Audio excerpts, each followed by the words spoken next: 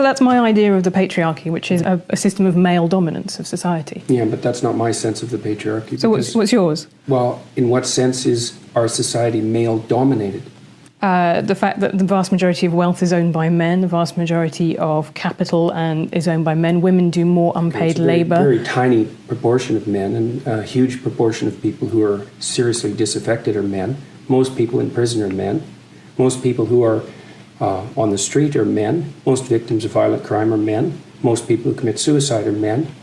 Most people who die in wars are men. People who do worse in school are men. It's like, where's the dominance here precisely?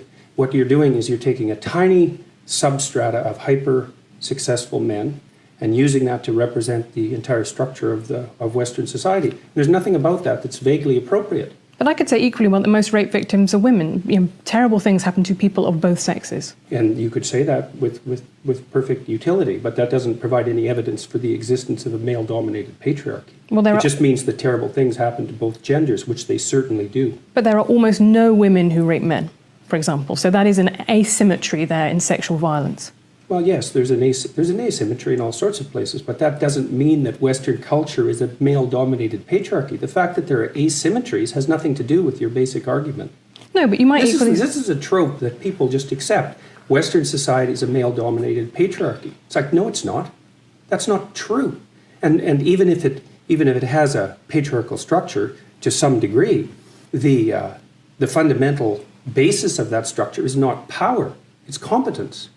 That's why our society works. It's only when a structure degenerates into tyranny that the fundamental relationships between people become dependent on power.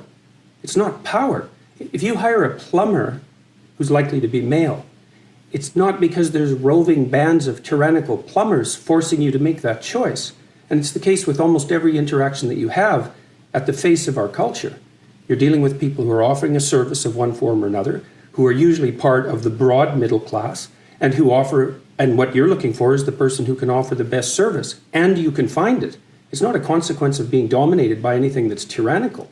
And then again, our culture, our Western culture, which is by no means perfect, and certainly has tyrannical elements, like all cultures do, is the least tyrannical society that's ever been produced, and certainly the least tyrannical society that exists now. This whole patriarchy thing, I think you have no idea how pernicious and dangerous it is. Well, no, I don't. I really don't. Go on. Throughout history have fundamentally cooperated to push back against the absolute catastrophe of existence. A terrible death rate, the probability of chronic starvation, early death, disease, the difficulty of raising children, with all the death that was associated with that.